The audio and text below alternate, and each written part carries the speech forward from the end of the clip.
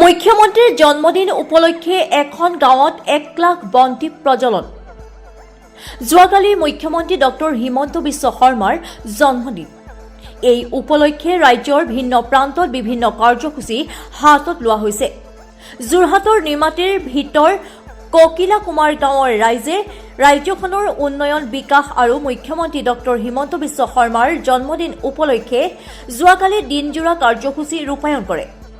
সমগ্ৰ গাঁওখনৰ কুমাৰ সম্প্ৰদায়ৰ লোকসকলে প্ৰস্তুত কৰা মাটি চাকি প্ৰজ্বলন কৰা হয়।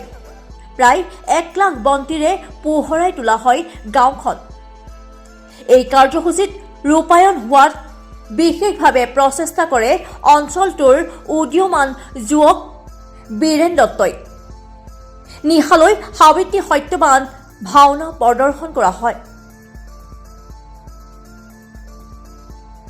আমি অসমৰ মৃৎশিল্প কুমাৰসকলৰ যি অৱদান, এই অৱদানে আই অসমী জনগণৰ শান্তিৰ কামনাৰে তথা অসমৰ মাননীয় মুখ্যমন্ত্ৰী মহোদয় জন্মদিনৰ লগত সংগতি ৰাখি তেখেতৰ সুদীৰ্ঘায় কামনাৰে লক্ষ চাকি 1 লাখ চাকি বন্তি প্ৰজ্বলন আমি সমূহ কুমাৰ সম্প্ৰদায়ৰ লগতে সকলো সম্প্ৰদায়ৰ লোকসকল আহি সমবেত হৈ হাজাৰ হাজাৰ লোকে সমবেত হৈ 1 লক্ষ বন্তি প্ৰজ্বলন কৰিলে।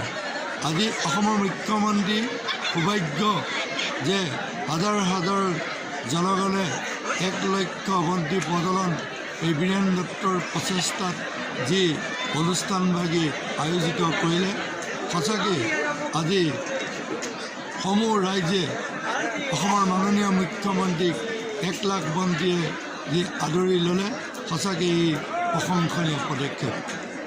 এই পদক্ষেপে অসমৰ ভৱিষ্যত মাননীয় মুখ্যমন্ত্ৰীৰ উজ্জ্বল কামনাই অসমখনৰ এক অগ্ৰগতিয়ে আগবাঢ়িব। ধন্যবাদ।